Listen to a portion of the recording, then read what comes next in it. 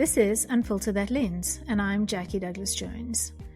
Why unfilter that lens, you may ask? Well, because we want to be transparent, without judgment or condemnation. So come and join us for the real and authentic side of mental health. Hello, and welcome back to the next in our two-part podcast with Lorraine Douglas Jones. You are joining us today at Unfilter This Lens, where we deal with the messy, awkward, and sometimes unseen side of mental health. Last time, in our last episode, we spoke to my beautiful daughter, Lorraine Douglas Jones, otherwise known as Lolo, Lulu, Lululicious, Lolicious, anything with delicious.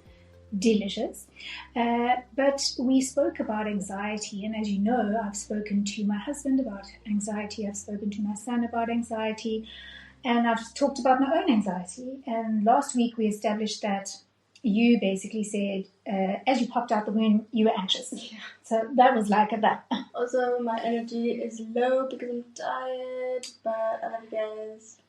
She's going to go for it anyway. As you get to know Law more, you'll understand why she is tired sometimes, to the point where she actually literally cannot function. But she is a warrior of note, and as I said in my last podcast, the inspiration behind our House of Valore and Unfilter That Lens companies. So, Laura, last time we ended off and we were basically talking, we were asking you to talk to that little kid in grade 5, 6, or 7. We asked you to talk to parents about how they should approach the anxiety. And this time, I really want to go into that change from junior school to high school, because that's where we saw a real change in your anxiety.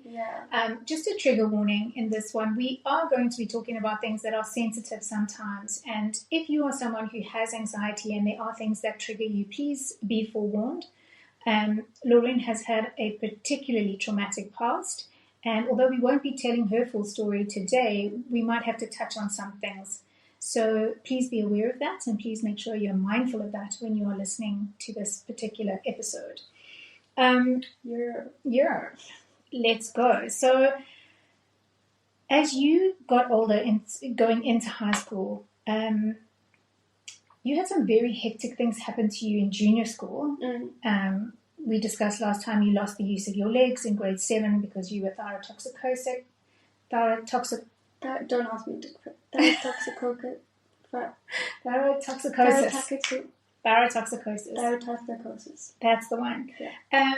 And so that had a really huge impact on your ability to socialize and to make friends and to actually be in a group of friends, right? Yeah. So would it be fair to say that as you got into high school, you had this expectation of, I'm going to make friends, I'm going to be in a group, it's going to be great, I'm going to go to parties, I'm going to have a great, friendships, or would you say you felt particularly anxious, so you kind of just chased after what you thought was, how did it all work? I think neither really of them. I didn't have any expectations because I had just come out of a school where, I didn't thrive in, but I think I was just excited to make friends, but I didn't really put myself out there. Everyone does think that I did, but I kind of went to school, and then people gravitated towards you. Gravitated towards me, but then my mistake was not getting to know the other people because then I was like, oh cool, I always think maybe the people who gravitate towards me are good people, and that's why they are so. But then I never really made friends outside of that group. And it was nice, and I don't think I had expectations. I wanted to go to parties, but I know back then we weren't that party gal.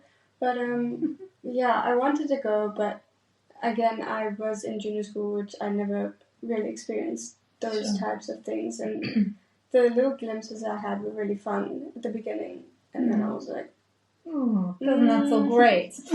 No, not so great. So yeah. So if you can give us a sort of timeline, because your life changed irrevocably in grade 8. And with that particular situation, that caused you to become more anxious and experience anxiety on a different level.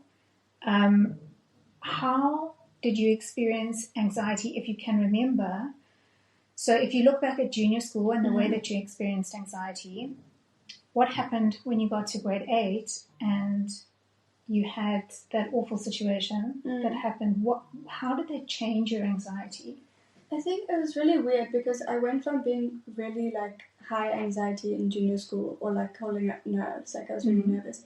And I got to high school, like at the beginning stages, I didn't really have anxiety. I felt kind of like free. Like it's weird looking back now because I know how I felt then, and I felt like kind of free, like, you know, I want to do everything, like not having anxiety about leaving the house. Like I wanted to go to like places. And then after like my big situation, I think that's when my anxiety was like turning to like uses of substances to calm anxiety. So I don't really remember having a lot of anxiety. So my memory of you is like literally panic stations. So if we went out as a family, you would panic completely about being in a social setting. So like little things, going to a movie, going to a restaurant, those kind of situations. I just remember there was a specific change in the way that your anxiety was experienced, and you were very alert all the time. Yeah, I actually do remember that. Your eyes were always tracking, and it used to really like freak me out because I would be like, what is happening with this child? And I couldn't put my finger on it. And then, of course, that anxiety was so raw and so real, and unfortunately, I didn't recognize it for what it was, and I didn't clock that something drastic had gone down, and you didn't feel safe enough, obviously, to come and tell us what had gone down. I think I was just more like in denial. Which is valid, because I mean, who wants to go through that? But also I was like, it's kind of my fault. But I know it's not now, but I'm like... Well, you were told, weren't you, that it was your fault? Yeah, but then I was also... You were also asked who would believe you anyway. Yeah, but then I was... and then I was like, but Mom told me not to go. Oh, no. So it wasn't the consequences of my own actions. Oh, no. Yeah, anyways. But you know what, my love? It doesn't matter who you are, where you go, what you wear, how you look. Nobody has the right to do what was done to you. Yeah. Finished and clear. That's the end of it. There's no negotiation. There's nothing else to say. Yeah. That's it. I do remember being so alert and like... Yeah, you were very alert. Little noises would make you jump. Little noises. Yeah. You also started to shy away from hugs, whereas before you'd been a very affectionate child. I forgot that I actually used to like hugs. Yep. So literally Laura used to be the most affectionate kid. Like she would just about eat my face when she gave me a kiss because she had so much love, and it was always such big emotions and feelings, and she would like want to climb inside of everybody. That's how much she loved them. And people often say about Laura that she is one of the best huggers because she throws her whole self. Yeah, she throws her whole self into the hug. But if I like you, then yes, then you're in it to win it. Yeah, otherwise, no, thank you. You're either getting a side hug or nothing. So, so I remember particularly that you started to shy away from physical touch, and it was a very noticeable thing that happened where I would walk towards you to give you a hug and you would take a giant step away from me, and I'd be like, what's happening here? Yeah. So as you can imagine, there was a lot going on in Lola's life that she didn't actually feel safe enough to say anything. I don't know. Did you, as a person, not feel safe within yourself? I was already like rebellious in that stage, you know. So I was kind of like. I also had that thing like I'm not going to be allowed out anymore. I'm not going to Sure. I think that was my main concern, that if I did say something, I wasn't going to be allowed to go out or see anyone, which is a valid concern after you hear something like that. In hindsight, you can see that. Yeah, but like I just didn't want to be. I wanted to go out, but then I also, when I went out, I was really anxious.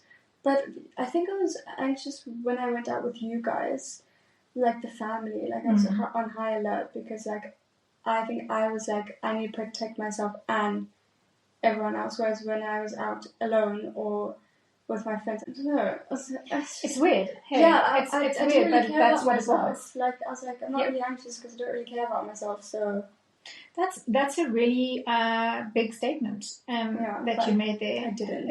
It's kind of a throwaway statement, but you actually really didn't care whether you lived or died. You were so traumatized and so past the point of no return that you actually had no value for your own life. And as a parent, that used to freak us out completely because often Law would put herself in situations that were not safe for herself. Or I would just get caught there. Or you would get caught there, correct, after we had said don't go there. But, it is what it is. Yeah. It is what it is. And I would feel bad for going there. Oh, I don't think you should feel bad. I think that you were displaying normal teenage behavior outside of your trauma. And I think that because I had clocked somewhere inside of me that something was going on that I just couldn't put my finger on, I felt overprotective and I became sort of this helicopter mom who kind of pursued you and tried to figure out what the hell was going on with you. And I think... I didn't even know what was going on. Oh, girl. I think we had a really hard time because we just somehow disconnected and somehow you got the message that you were a problem where you actually weren't. Well, I got told that. Yes, I know. Sorry about that. Let me just take one for the team. Let me just be the problem child. Like, you so weren't. It was, you know what? I was a problem. Like, what the hell? Well, you were dealing with a problem. Yeah. And I would like to say you didn't quite have the tools to know how to deal with the problem. But I don't think I would classify you as a problem. Yeah. Looking back now, I feel horrified that I did. Yeah, well, looking back now, I'm like, who is that? Would you classify her as a problem? Yeah, I would. Like, what is that little self-love. But, so, if I asked you, like, did you actually feel safe enough to express your anxiety? Not really. Not really, but also I think I got more when I was admitted the first time to the clinic. I think I was more in tune with anxiety and that, like, other ways you can feel anxiety. Because I think I only started when I was admitted the first time, And then when I was admitted, I kind of realized, that it is safe to feel, like, anxiety. But, like, when I came home, I was, like, so anxious. I was still anxious, but I think I didn't feel safe enough because also I don't know. It was weird, I think. So your anxiety changed drastically from junior school into high school. Yeah. Home did not feel like a safe place for you. I used to say, I hate home. I don't want to come home. This is exactly the truth. But then I also think that... trigger warning, when you were admitted to the clinic for anxiety, depression, self-harm and substance abuse, that was the start of a changing point in your life. Yeah, even though the first admission did all... That's okay, sugar all. There we go, use it, don't use it. Because I didn't want to get better because I didn't know. I was like, God, what the hell? Like, I'm literally in here because my therapist put me in here. I'm in this because my therapist put me in here. But we as a family... I think we rallied around you, much to your distaste, and we were all kind of... That was the second admission. The second admission, yes. It was really hectic, I think, and then of course the third time you had the status epilepticus. Just so we all know, Lorraine actually had an epileptic fit and died, and they essentially brought her back. Somehow epilepsy was missed, and apparently she'd been having it for years and no one knew. So we were like, oh, that's cute. That's wonderful. Let's do that every day. So then you came out of the clinic, and for the first time you were put on medication for your anxiety and your depression. I think I was medicated, but not, I was on anxiety meds, but it wasn't treated for anxiety. Like I think Dr. Gottlieb put me on something that also could treat anxiety, but I think, I remember you coming back and we were advised to put a contract in place. What? By who? By some of the therapists and stuff. So when I told all my therapists, they were like, that's disgusting. Well, they advised us to give you something to work towards and to help you and to put boundaries in place for you, because you probably weren't 100% good at doing that yourself. So, it was a pretty hard thing to do. But then, your ED had nowhere to hide. Trigger warning. Actually, I was... Trigger warning. I think it was my 4th admission, actually. So, I went to hospital. Yes, for not eating. So we were in and out a lot from December, January, February, March, and then April, you finally came home. From April to August, again, things changed significantly because your ED had no place to hide. Yeah. And the anxiety changed. The anxiety changed in that time completely, because now your anxiety was more around food. I think the contract thing made me need to control something in my life, and so probably not a great thing that we did, right? No, probably not. I don't know on my phone or anything. I don't that I literally, because you guys, I remember the one time you guys went out for dinner and I had to stay home. I don't remember that. I'm so sorry. It's okay. I just remember that. How awful. For I think it was. We've learned lessons. Okay, I want to say that up front. We've learned lessons. All right.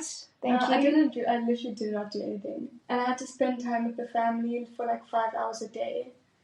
Oh yes, you weren't allowed to be alone in your room, correct? Yeah, that's right. I had to. Yeah.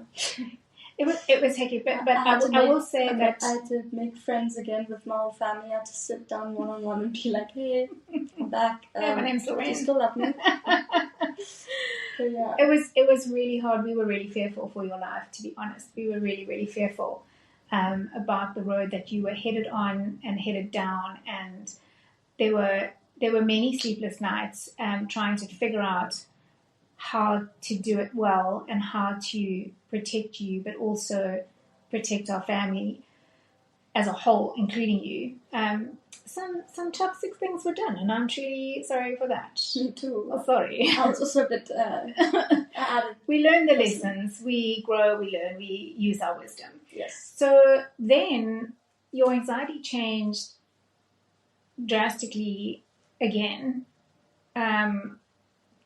to the control of food. Yeah. Can you explain that kind of anxiety? Looking back now, stupid. No, I'm kidding. Okay. I think, the anxiety, I never actually realized how much anxiety I went through. How much different anxieties. Yeah, but many different kinds. Anxiety around, control. But, my anxiety also was, more OCD as well, because I was if I don't do this, this will happen. Or, if I don't do this, this will happen. But, really scary stuff that I would genuinely thought that if I didn't do it, that it would happen. Yeah. Sometimes I still struggle with that. But my anxiety kind of was, but my anxiety was also trying to do everything secretly. So I was anxious about being caught with peas up your sleeve. Yeah, that's okay. Yeah, but I think, which is a real thing, by the way. Those listening, peas up her sleeve. Yep. I used to do weird vegetables in her pockets. I think that would be quite funny though. Yeah, please don't take any hints from here. No, we take no responsibility at all. Yeah. We don't condone those things. Please. Eat your veggies. Eat your veggies, eat your food. Thank you. We love you. Keep fighting. but we are able to laugh about it now. But back then, your anxiety was palpable. Like, it could change the atmosphere of a room. Like, when you walked into the room, everyone just went, oh, darn it, what is going to come out now? Oh my God. Oh my God. And I think, again, we knew something was going on, but again, couldn't quite put our fingers on it because little Miss Secretive lady here was trying to hide it so well. I thought I was so sneaky. You could be like a spy. And then all of a sudden you're like... You're going to the clinic. No, you're like, there's a dietitian on the opposite line, like on a laptop. You need to go sit there. Girl, what are you doing? I was like, what? How are you, like... How to raise the anxiety of someone. And then I sat there and I was like...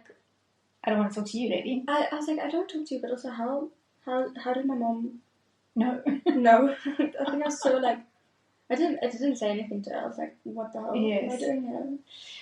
So, in August, my husband and I, my beautiful aunt and I, got COVID for the first time in 2021, August of 2021. And we were basically confined to our bedroom for a week. And... Sorry, I'm not laughing at that. I'm just laughing at my, like... Your extreme action. I took that to advantage? Yeah, you took advantage of that, yeah.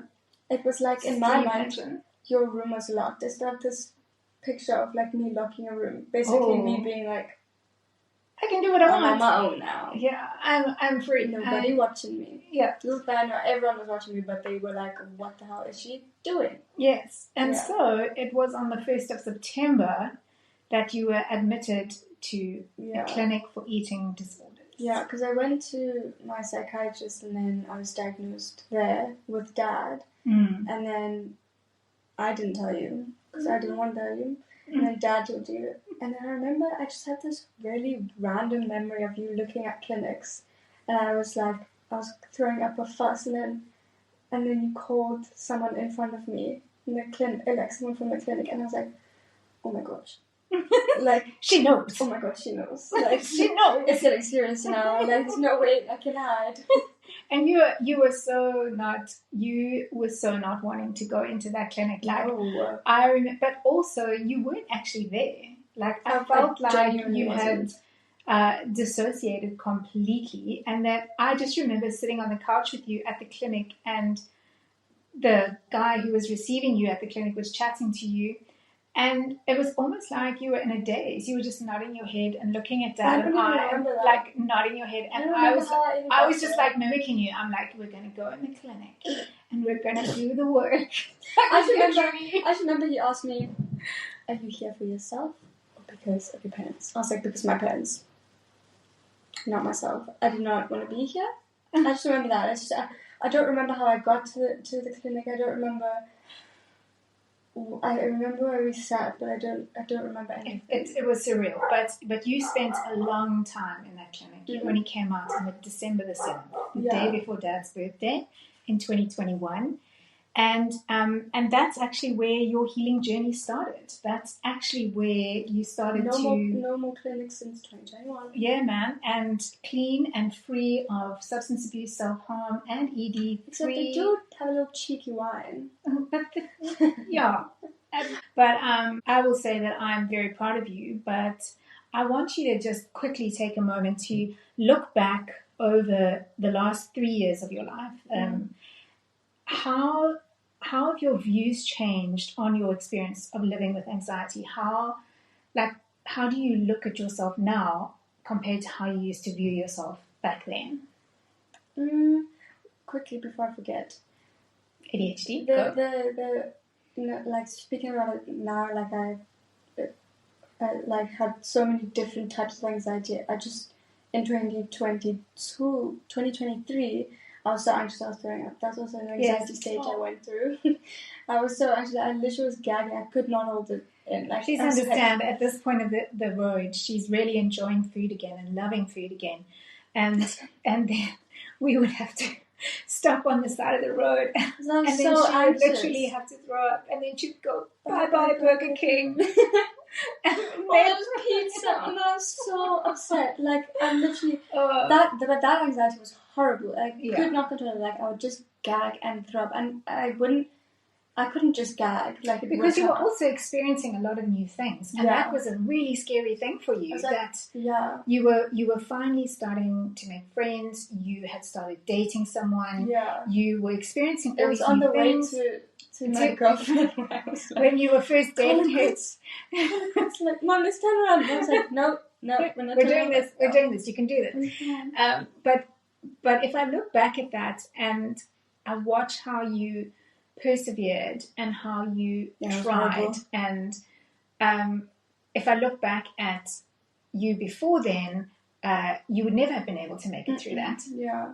Having worked through a lot of your trauma, and there's still a lot more to work through, I'm sure, but having worked through what your anxiety is and how you experienced anxiety, I watched you overcome your anxiety to the point where you can go, oh, wait, hang on, I'm just anxious. Okay, that's fine. Let me do what I need to do to help the anxiety. Yeah. It's no longer like a 1, 2, 3, or fall down. Do you know what I mean? Yeah, like when I do get anxious, and now I can voice it better, because I think back then I could never really voice it. But I also didn't know, I still is an issue for me, is like not asking for help, but like telling people that I'm anxious, because I don't want them to worry about me, and I don't want them to be like, oh my gosh, I need to do something. So note to self, or like Lorraine, walk on eggshells. Lorraine feels like she's a burden just for breathing. Yeah. So we have to keep reminding her that she's not a burden for breathing. That actually we love her very much, and that if she has anxiety and if she's feeling anxious, she can totally tell us, and the plans will change. It's not a big thing. Do you know what I mean? So we have learned. But I'm now learning spontaneity. I'm actually being spontaneous. Which is amazing, because that's not something you ever would have done. Yeah, thanks to my girlfriend has helped me realize. Yeah, thank you, girlfriend. Love you. Thank you. But I will say that if I look back as your mom, I'm extremely proud of how hard you've worked, and it's been a really rough road for you. Like it really. I mean, you suffer from CPTSD, which is basically complex post-traumatic stress disorder. You've had so many multiple health concerns and conditions. You've had flashbacks. You've had nightmares. Yeah, you've basically gone through so much, and yet here you are, still walking the line, still towing the rope, still learning, still growing, still look. You know, some days you do have anxiety, and that's really rough. And what do you do on those days? Like, if you let's just explain to the listeners what you do on a day when you feel most anxious. I think I just express it to the people close. Like, if I'm next to you, I'll say I'm anxious. Yeah. Or like if I'm with my girlfriend, I'll just say I'm anxious. But I think I kind of just go quiet, and then because sometimes all I need is just quiet. Yeah. So no noise. Yeah, nothing. That's what helps me sometimes. Or for me, my anxiety, I need a little bit of quiet, but then I also, like, I know what helps with you is when I'm anxious, and I actually get so anxious to the point I want to throw up, then you's kind of like cheering me on, like, it's okay, like, you got this, and like, she will be like, what is that? What's anxiety? And like she'll like say these little things, and I'm like, oh my gosh, what is that? Like, I think that sometimes I just make fun, not really make fun, but like not don't give the anxiety any room to grow. Yeah, because then if I do, it will just keep growing. And if I think about anxiety when I'm in an anxious state, like, oh my gosh, I'm so anxious right now, like it's not gonna help. Like if I keep saying I'm so anxious right now. Like, what am I going to do? Like, how about we just don't think like that? That's an interesting thing to say, because mindset and anxiety work very closely hand in hand. Yeah. And I think one of the things that you've learned to do is to shift your mindset when you're in an anxious state to the mindset of, I'm not going to give the anxiety the time of day. I'm not going to give the anxiety space to lean in here. And I think that you've done a lot of pushing through your anxiety, but you've also done a lot of, I'm not going to do this today because today is not a good day to do this. Yeah. So I think you and I really want to stress this to parents, get to know your children, that when they say to you, today is not the day, like, I will not be dealing with my anxiety today. I need my room. I need quiet. I need a place to just be safe. Yeah. Please get to know your children, because sometimes Daddy will say to me, how do you know? But as a mother... I feel so bad. He's so cute. He's gorgeous. He's so So as a mom, I've learned with you, your tone of voice and your inflection, your body language will also tell me subtle hints about where you're truly at. See, I was like, no way. And my girlfriend says the exact same thing. She's like, I know something's upsetting you because of the tone of your voice. I'm like, oh. But sometimes I'm so like, transparent. Oh God, like, yeah. You know. So I think, a lot of parents out there, we can honestly just focus on your kid and watch them, but not like with googly box eyes, please. Don't make them feel like they're under surveillance. But I think, looking back now, I stopped speaking. So I stopped lecturing, and I stepped back. You said, and like, come to me. Yeah, and I gave you space. And then when you did come to me, I made sure that my response was not one that would heighten your anxiety, but rather, and was not about me, but rather, what do you need? How can I help you? But sometimes I just come and sit next to you. You do, climb on my lap, yes. Yeah. That's still a thing. For anyone who doesn't know, Lauren is not a big person. She's 4'11". She still fits on my lap. I'm 5 foot. We're just going to say that. We're just going to keep it there at 5 foot, so she fits on my lap.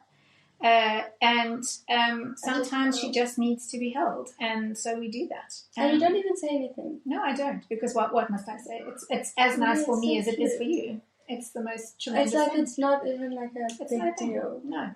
So then I just come live like, and then and then as abruptly we'll get up and say, okay, love you, bye.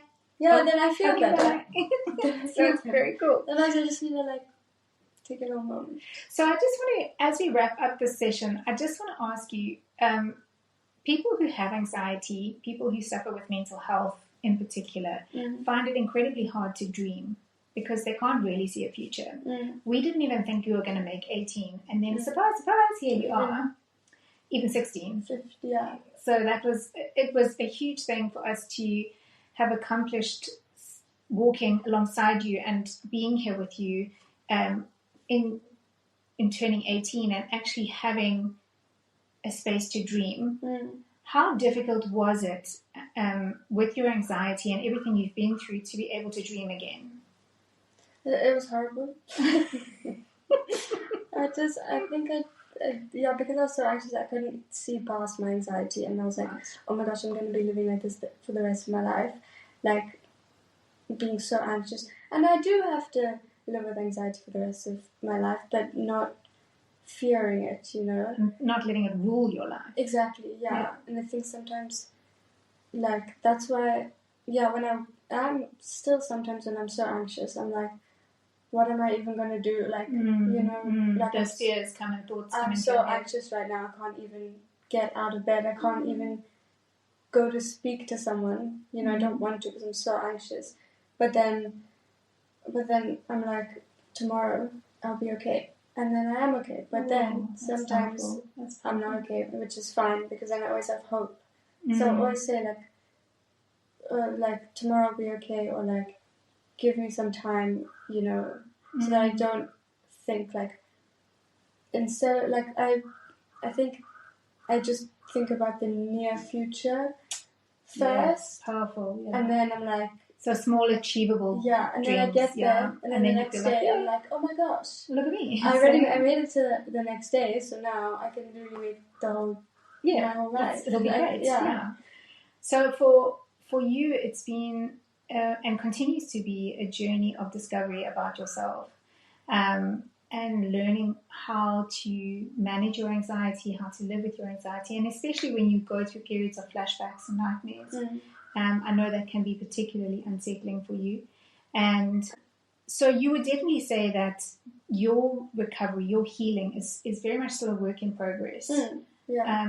Do you think that you'll ever get to the point where you're just like, no more anxiety, no more depression, like, or do you feel like this might be here for a while, so I need to live outside of it and not let it control me? I mean, my mindset is like no more anxiety, no depression, but it is, something in my brain that I will experience for the rest of my life.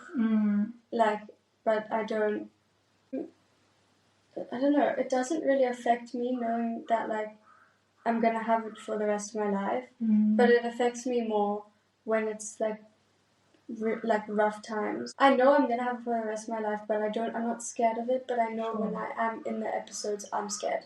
It's yucky. It's yucky. It's horrible. Yeah, and I've seen you in those states. It's horrible for you. I can say like, oh, no more, because as much as I want to say that, I think I will never say goodbye to that, because my brain is special.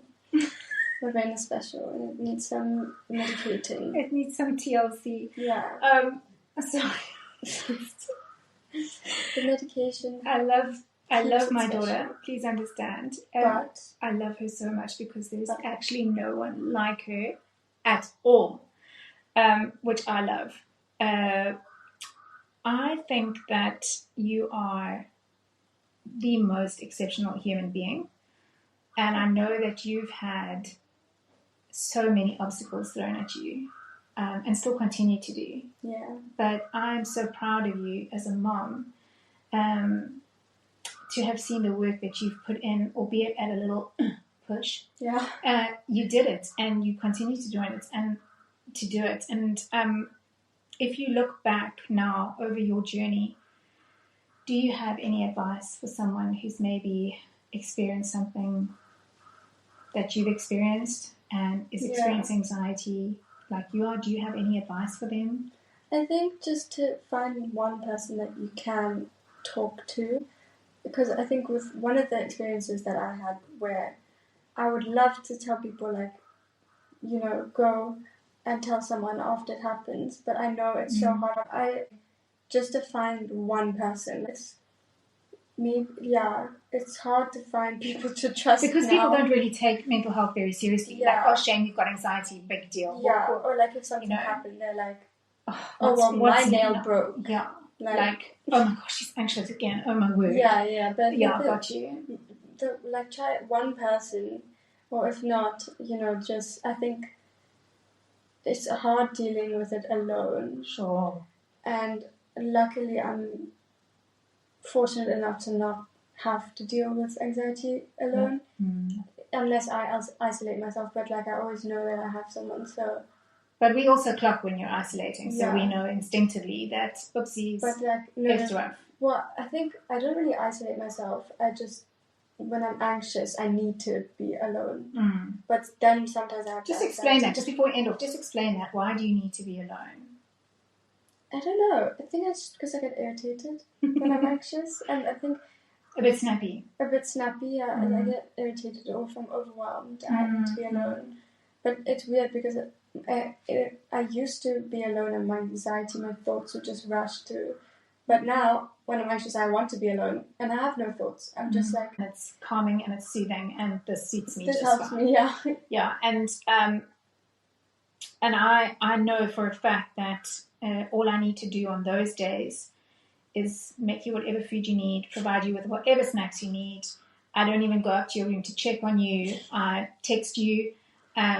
So it's amazing how we all know how to help you, but yet you also know how to help us. Yeah. So because you've been able to work through so much of your own stuff, you've been able to teach us a hell of a lot just by moving us into a space of taking accountability for our actions and our behavior. Like, you were the catalyst for all of that. So just to wrap up today, I want to thank you, my Law, for coming in to talk to us again. We've got so much more to talk about with Lauren, and in some of our other podcasts, you'll hear more about her story. You should be welcome back to Law's podcast. But I really think that you have so much to offer, and I hope that people who hear your story will be encouraged. People who hear the different facets of your story will be encouraged. But not sad. But not Don't be sad. like- Don't be sad. don't It's be like, awful, "Oh my but don't be God." sad. Yeah. Okay, you say, oh my gosh, and then just be like, hooray. She's a slay. Yeah. So yeah, and if you have maybe gone through similar things, maybe you know of Law, because Cape Town's a really small place apparently. If you have experienced anything that she might have experienced, please reach out. Yeah. We have different channels that you can reach out on. We've got House of Allure, Unfilter That Lens. You can reach out on any of those platforms via Instagram, TikTok, or Facebook. So please stay safe. Please, parents, look out for your kids. And to Lorraine, thank you for being so brave. I love you. Thank you for being here. Of course, I love you. Yeah. Okay, thank you. And we will now. speak to you again. Yes. Lord's going for a nap. Just have a little nap. Okay, guys, thank you so much for listening and tuning in. Please tune in next time where we speak to my eldest daughter, Michaela, about her anxiety and, on the road that she's walked. But thank you again. Thanks, we will guys. see you next time. See Bye. you next time. Bye-bye.